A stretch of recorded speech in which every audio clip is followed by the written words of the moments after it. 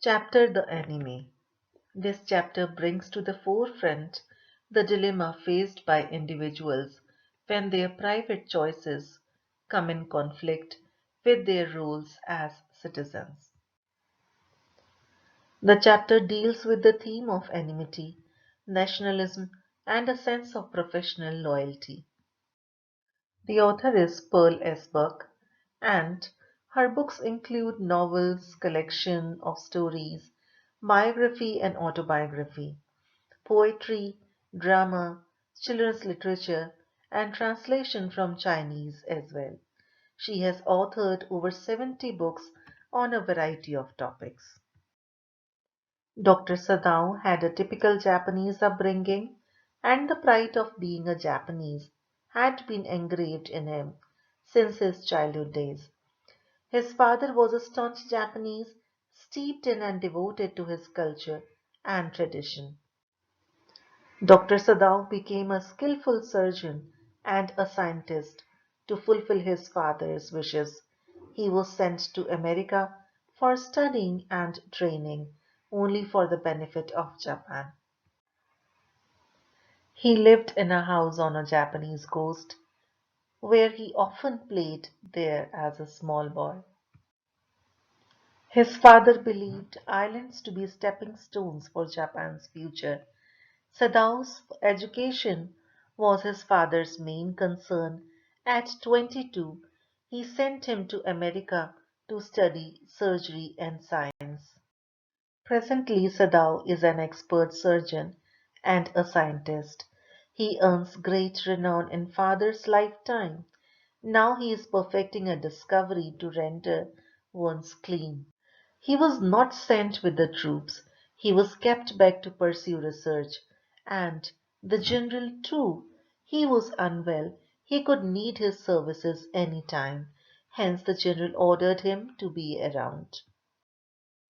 Dr. Sadow's wife Hana is an ideal balance of a loving mother, a wife, and a true Japanese. In her zest for patriotism, she doesn't lose sight of the fact that the wounded American is a human being first and an enemy afterwards. Sadow and Hana met accidentally in America, and Sadow's regard for father's feelings checks him. He waits to fall into love till he is sure that she is Japanese. In America, Sadow lives in Professor Harley's house. They are kind people, but Sadow dislikes Professor's voluble wife. On return, Sadow seeks father's approval for marries, and he marries Hana after permission. The marriage is solemnized, arranged, and organized in old Japanese style. The couple love each other dearly and they have perfect understanding. That evening, both Sadao and Hana lean over veranda, railing overlooking the beach.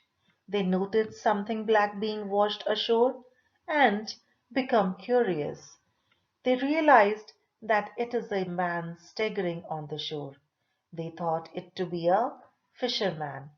Being curious, they ran down to the beach and they noticed a wounded, unconscious man who was in tatters in this rocky area. The man was an American prisoner of war. The enemy's condition was too pathetic to be thrown back into the sea. Finally, they decided to carry him to their home. And the enemy was washed by Hana only, as Yumi refused. Finally, Sadao operated the American soldier, and Hana held the anesthetic. Bullet was removed from near the kidney, and the life of the American soldier was saved. The American soldier was served by Hana because servants refused to enter. Hana tells him her stay in America responsible for knowledge of English. Although the prisoner of war didn't like was not liked by Hana, yet she comforts him. The servants had one track mind, and were quite clear in their thinking.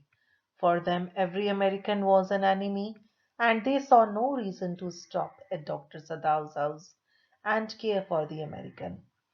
Dr. Sadow's professional ethics were a binding, but the servants had no such restriction, so their behavior of leaving the place or to leave in protest is also justifying. Yes, there is a conflict between duty as a doctor and duty as a true patriot. Service of the wounded and ailing is the best example of patriotism that a doctor can exhibit. Dr. Sadow brought back to life a man on the verge of death. On the whole, he is basically good at heart. Towards the end of the story, he feels restless and can't sleep because of the American whom the general had promised to get murdered through his private assassins.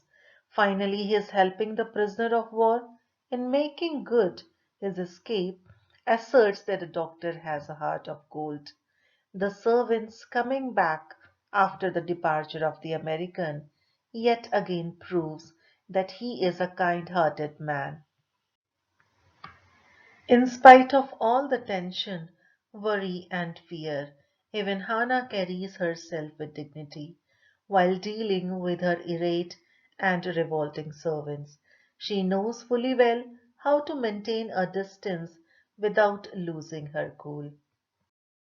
Afraid of being implicated by the authorities for harboring an enemy and not wanting to be called a traitor, Dr. Sadow does inform the general of the American sailor's presence at his home and agrees to the general's offer of having the man assassinated.